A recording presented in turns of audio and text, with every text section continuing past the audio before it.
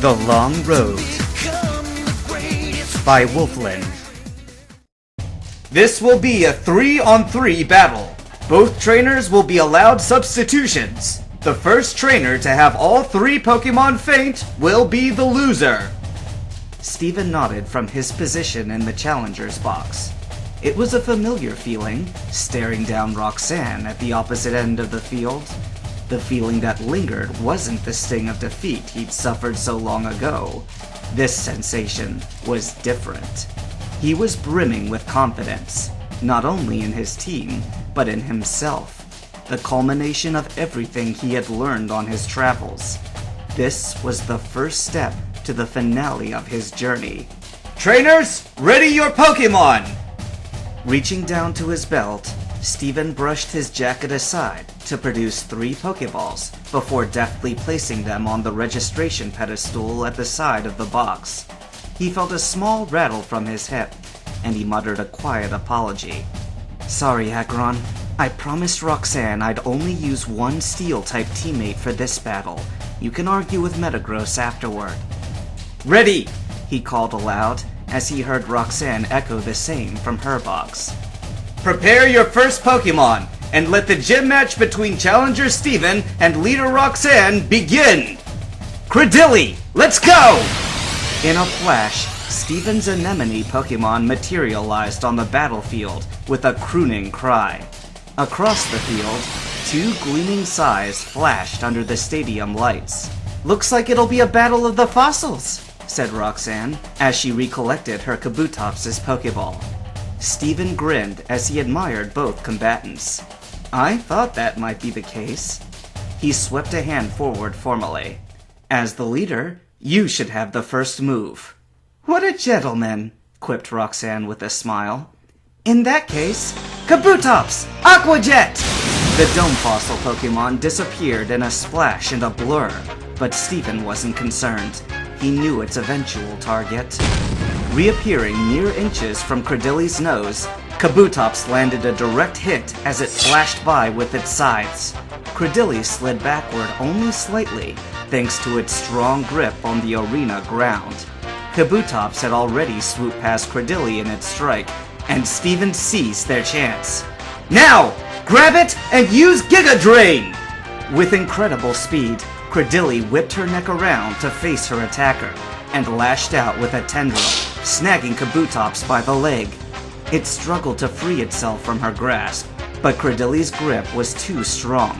Tugging sharply, Credilli pulled Kabutops' feet out from under it, and swarmed the grounded Pokemon with more tentacles.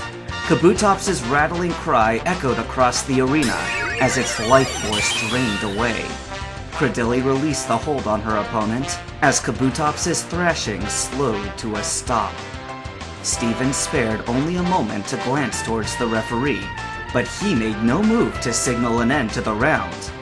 Without warning, Kabutops' eyes snapped open, and it struggled to stand.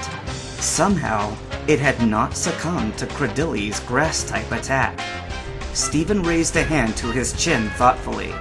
But how did it withstand such a super-effective attack? Roxanne could only smile. Endure will keep a Pokemon from fainting, even under the most powerful attack, and my Kabutops is quick enough to pull it off unnoticed. Now, Kabutops, use Metal Sound! An ear-piercing screech suddenly burst from the weakened Pokemon. Steven slammed his hands over his ears to block out the sound, and as he looked up through a grimace, he saw that Credilli too had to cover her head with her tendrils to stop the pain. Credilli! He shouted as loud as he could. You have to knock it out to stop the noise! Finish it off with ancient power!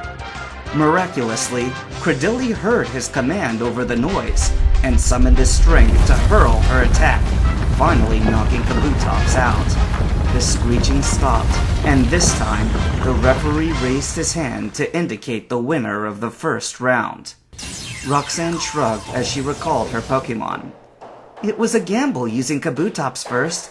I'd either get to take out your Rock-type Pokemon with its water attacks, or I'd get to set up my second Pokemon to finish the job. Nice try using Ancient Power to try to boost Credilli's stats after it got hit with Metal Sound, but it looks like it didn't work this time. Steven frowned. He knew that metal sound weakened Credilli's special defenses. Without the ancient power's secondary effects, she was vulnerable to attack. However, Roxanne wasted no time in calling out her second Pokemon. "Here we go, Probopass!" A heavy thud sounded as the Pokemon burst from its ball, followed by a soft hum. Steven could recognize that hum at any distance. That was the sound of electromagnetism. What sort of Pokemon was this? Roxanne giggled. "You look surprised again, Steven. I thought you'd have done more research before challenging me. No matter, I'm used to giving instruction. Hopefully, you're still a quick study, for Credilli's sake." Steven cringed inwardly. Roxanne pulled yet another surprise over on him, but he wouldn't give her the satisfaction of knowing. Not like last time. He held his composure with a determined look, and calmly gave his Pokemon a command. "Buy us some time, Credilli.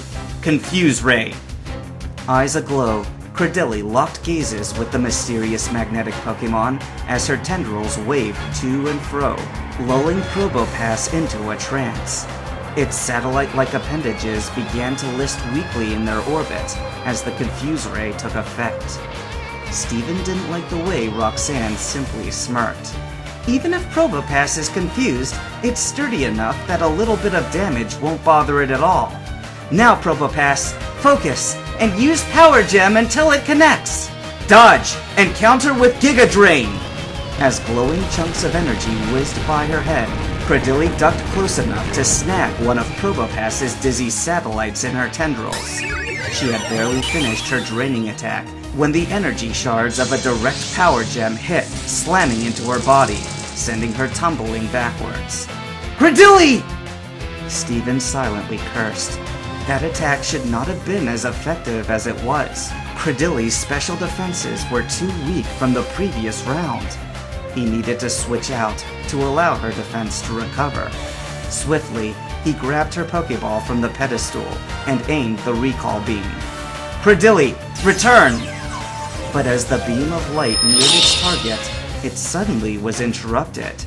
Hovering between him and his Pokemon was the satellite that Credilli had drained moments earlier.